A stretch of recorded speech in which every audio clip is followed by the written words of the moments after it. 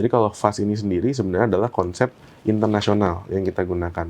Masih mirip dengan konsep segera ke RS tadi, kalau FAST ini ada 4 komponen berdasarkan hurufnya. Yang pertama F itu adalah face atau wajah, sama kita nilai apakah wajahnya miring ke satu sisi atau tidak.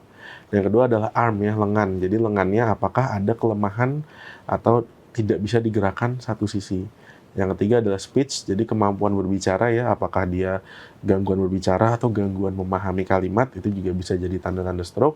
Dan yang terakhir T itu adalah time, jadi ketika kita menemukan salah satu dari 3 gejala tadi, yang FAST tadi, T itu adalah time to call, jadi kita segera cari bantuan untuk menangani si stroke-nya ini. Itu mengenali FAST dengan cara itu. Baik dokter, jadi ternyata FAST sama segera ke RS ya dok, tadi ya dok ya, itu hampir sama ya Betul, dok? kurang lebih sama. Baik dokter, setelah kita tahu gejala-gejalanya nih dokter, apa yang harus dilakukan dalam 5 menit pertama ketika kita curiga seseorang ini terkena stroke dokter?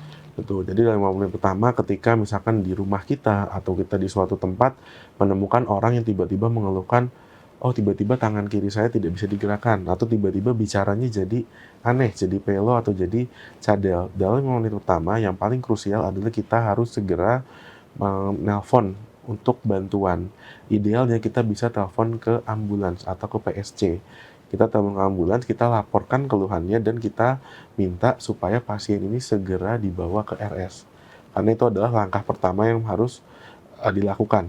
Setelah kita hubungi bantuan atau misalkan mungkin kita nggak tahu nomor ambulan atau kita nggak punya akses ke ambulan, kita bisa siapkan transportasi sendiri yang secepatnya bisa untuk membawa. Jadi misalkan kita bisa dengan mobil yang ada di lingkungan kita atau misalkan kita dengan transportasi online, apapun metodenya yang penting kita bawa segera ke RS untuk mendapatkan pertolongan pertama. Setelah kita hubungi bantuan, baru kita stabilkan. Misalkan pasien tiba-tiba jatuh, lagi jalan tiba-tiba jatuh karena satu sisi lemah, tentu kita amankan posisinya.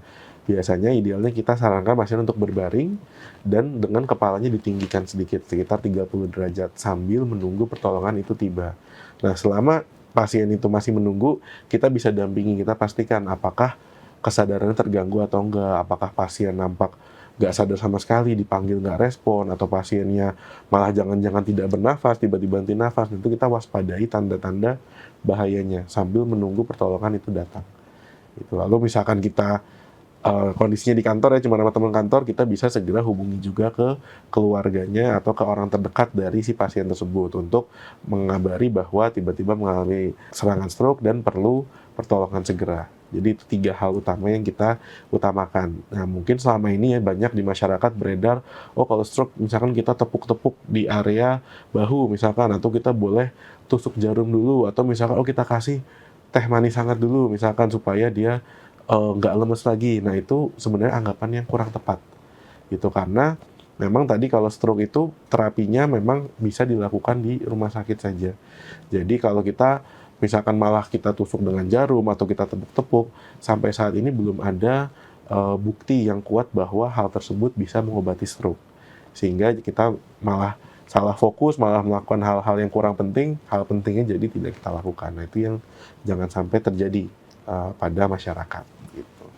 Download Tribun X sekarang, menghadirkan lokal menjadi Indonesia.